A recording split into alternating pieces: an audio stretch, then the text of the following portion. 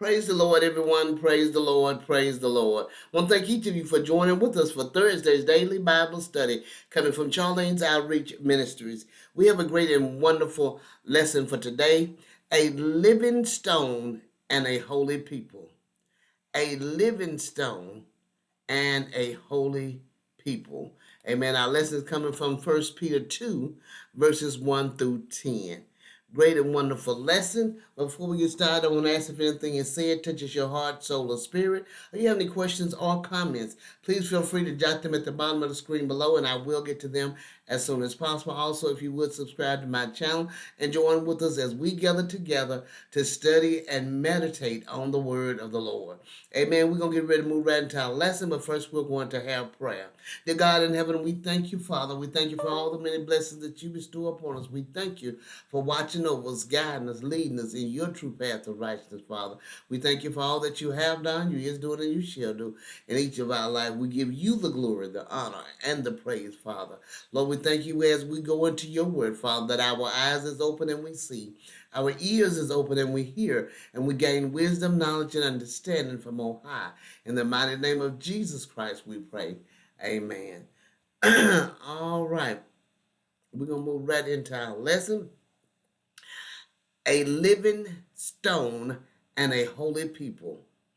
1 Peter 2, verse 1 through 10.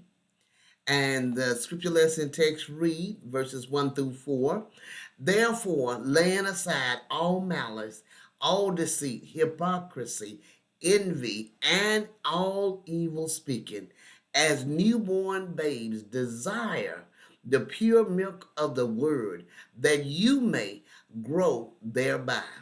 If indeed you have tasted that the Lord is gracious, coming to him as to a living stone, rejected indeed by men, but chosen by God and precious.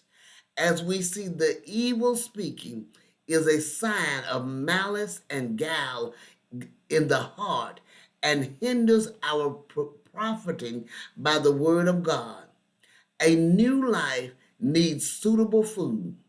Infants desire milk and make the best endeavors for it, which they are able to do.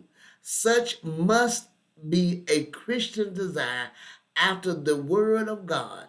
Our Lord Jesus Christ is very merciful to us miserable sinners, and he has a fullness of grace.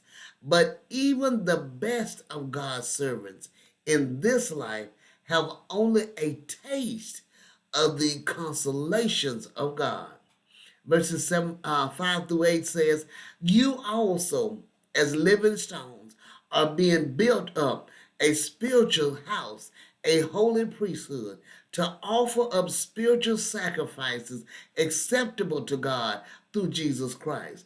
Therefore, it is also contained in the scripture, behold, I lay in Zion a chief cornerstone, elect, precious, and he who believes on him will by no means be put to shame.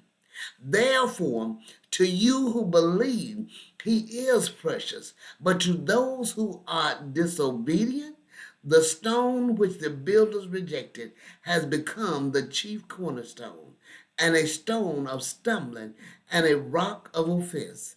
They stumble, being disobedient to the word to which they also were appointed. Amen. As we see, Christ is called a stone to which his servants, that he is their protection and security, the foundation on which they are built, which we are built. He is precious in the excellence of his nature, the dignity of his office, and the glory of his services. All true believers are a holy priesthood, scarred to God, serviceable to others, endowed with heavenly gifts and graces, but the most spiritual sacrifices of the best in prayer and praise are not acceptable except through Jesus Christ.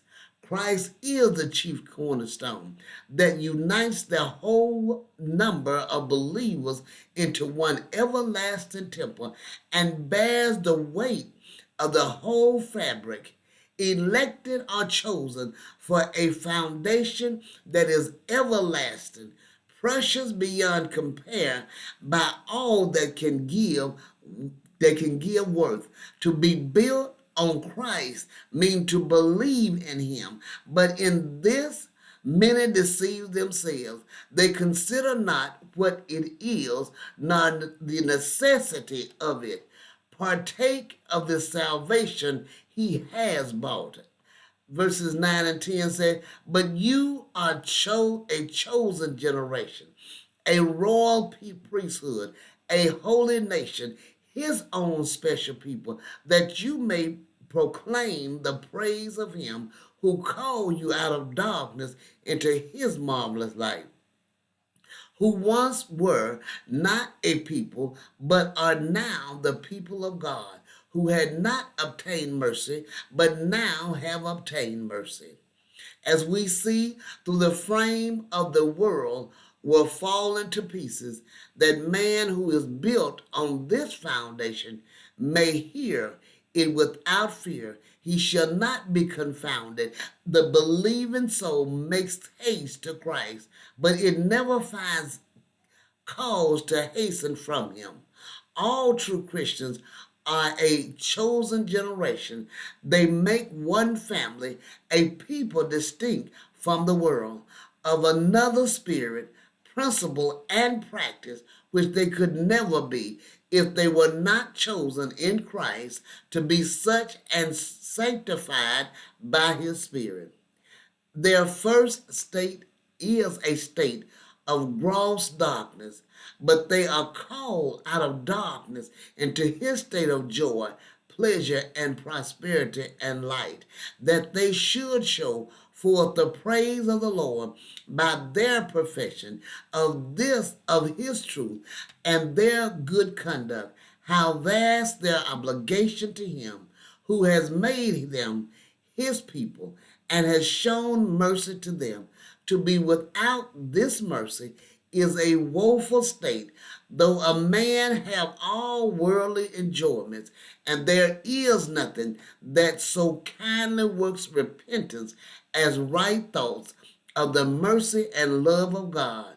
Let us not dare be saved by it, but let all who would be found among those who obtain mercy walk as his people. Amen. We have to walk as his people. Amen. This is a wonderful and powerful lesson.